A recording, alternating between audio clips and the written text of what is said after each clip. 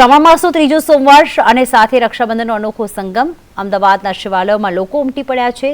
સવારથી શિવાલયોમાં હર હર મહાદેવના નાદ ગુંજ્યા છે। જોધપુરમાં ઓમકારેશ્વર મહાદેવને વિશેષ આજે શણગાર કરવામાં આવ્યો। મહાદેવ પર બેલીપત્ર ચડાવી લોકોએ પૂજા કરી હતી।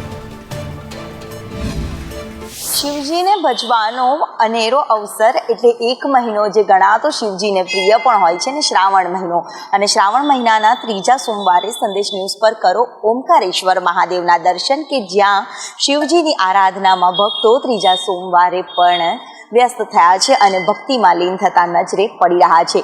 કેટલાક દર્શનાર્થી છે, એમની સાથે પણ વાત કરીએ। બેન, આજે શ્રાવણ માસનો ત્રીજો સોમવાર, કેટલી આસ્થા જોડાયેલી હોય છે ને શિવજીને કેવી રીતે આપ રીઝવી રહ્યા છો?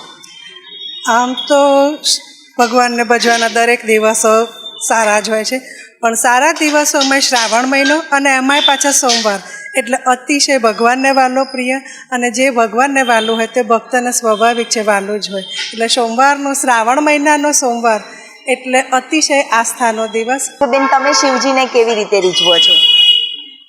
આપણે તો 12 મહિના શિવજીને દૂધ જલ ચડાવીએ, બસ એ જ ઈચ્છા છે કે હંમેશા ભગવાન શ્રાવણ મહિનો નહીં પણ હંમેશા 12 મહિના રોજ ચડાવવું જરૂર છે। શિવજીને ભજવાનો જે અનેરો અવસર કહેવામાં આવતો હોય છે ને ત્રીજા સોમવારે પણ ભક્તોનો ધસારો આ ઓમકારેશ્વર મહાદેવના દર્શનની સાથે જ સર્વ પાપોમાંથી કહેવાય છે કે ઓમકારેશ્વર મહાદેવ 12 જ્યોતિર્લિંગમાંથી એક આવેલું છે, અને એના દર્શનનો લાહવો લેવા માટે વહેલી સવારથી ભક્તોનો ધસારો અમદાવાદમાં પણ આ મંદિરમાં જોવા મળી રહ્યો છે।